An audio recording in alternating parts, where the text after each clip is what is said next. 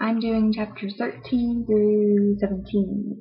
Basically, in 13 is the knife throwing scene, and I hate Eric. Of course, we all hate Eric because he's a jerk, but I really hate Eric in chapter 13 for doing what he did with Al, and basically Triss took Al's place and let Four throw the knives at her head, which I would not be brave enough to do, just saying. So, once again proving that Triss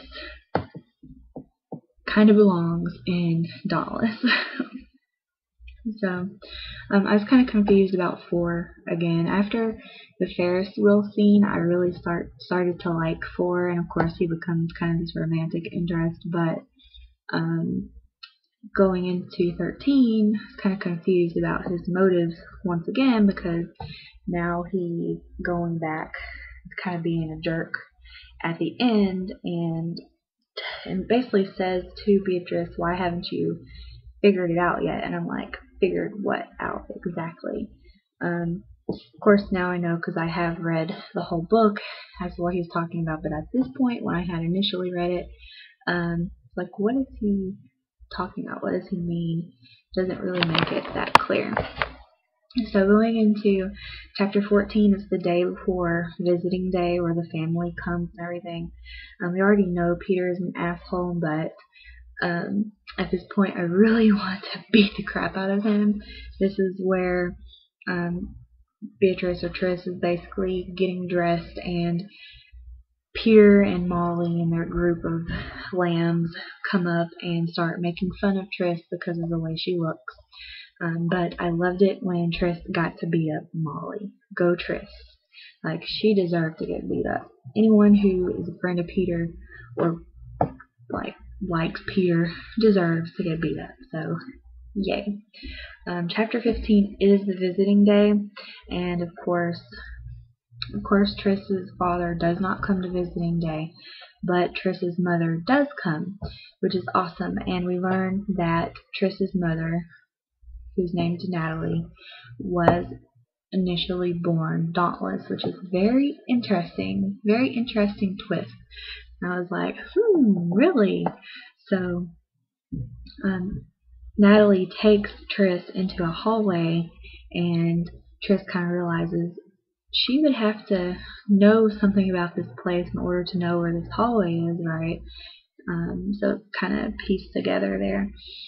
We also learn from Natalie that Erudite have stopped visitors from coming into their faction. So as far as Caleb, her brother, he has not been visited by Natalie or anyone because they're blocking people from coming out. So we can kind of see that political tension again that something is brewing. So just kind of this underlying tone of what's happening.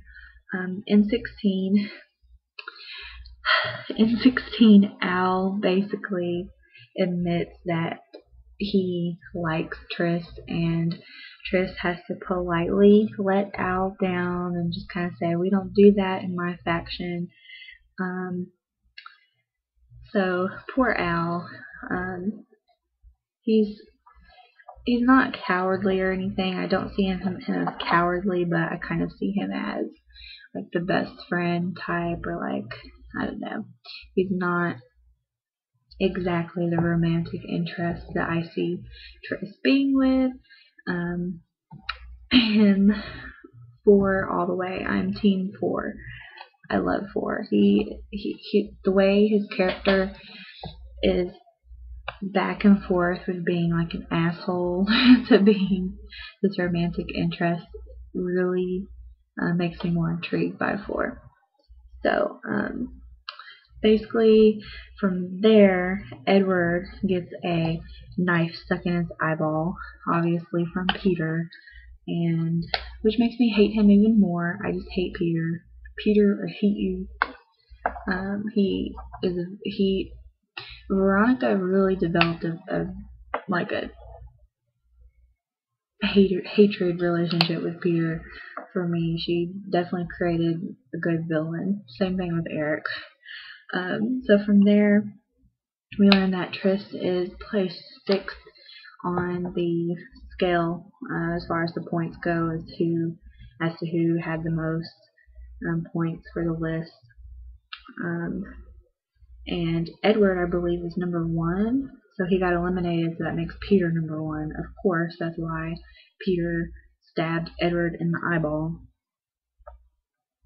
to get rid of him. And chapter 17 was really fun. This is where Triss goes up on the building with some of the other Dauntless. We meet a couple of new characters. I think he's pronounced his name Uri or something like that. Helps her go up to this building, and there's like a zip line where she flies down, and I kind of imagine this like one of those rides you see at Six Flags or some type of amusement park where you go up and you zip line down. I wouldn't be able to do that. I'm not afraid of heights per se, but that would be too much. So Triss is definitely brave, and I love seeing her evolve into this person coming from abnegation who's meant to be selfless and sit down and just kind of listen, to someone who's daring and courageous, and she's very brave. So she's a very strong protagonist, and I really love her character. She is something that I don't think you see very often in young adult, specifically. So it's good to see someone who is not like so weak and like has to worry about what color shoes they wear, you know what I'm saying? So it's very nice and refreshing to see a character who has more depth to her. So would you guys be able to zip line down the building? I would probably faint or something. Like they'd probably hook me up on the thing, and then I'd probably pass out from there. And then wake up like a couple hours later, and they're like, you passed out on the zip line. Not funny. So I hope you guys are enjoying the book so far if you're reading it, or if you have read it. I hope that you loved it. Keep the comments coming. I love responding to you guys and seeing what you thought about the book. 4 all the way. I love him. I love him. He is so... I'm not going to talk about it now. I'll talk about it later on because I don't want to give away too many spoilery type things for later chapters. So thank you guys for watching. I hope you had a good day. I hope everyone's safe from Irene. If you are in the area where that's getting hit, I am not, but I do have family in that area. So things have been kind of worrisome. I hope that they are all okay up there. I know they've been without power, and so luckily, from what I know, that's as much as the extent as it goes right now, is that they're having some power issues on and off. So anyways, thanks guys for watching. Bye.